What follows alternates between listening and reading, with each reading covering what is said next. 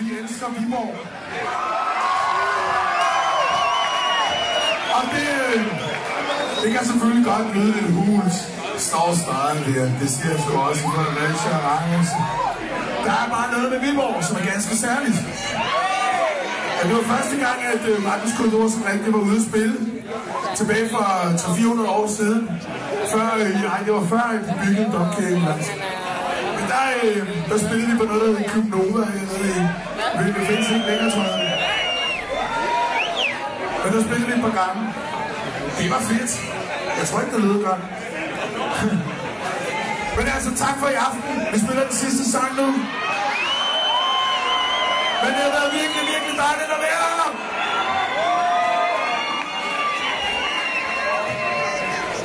Den her sang, det kan man sgu ikke sige er en kærlighedssang. Lortepar for.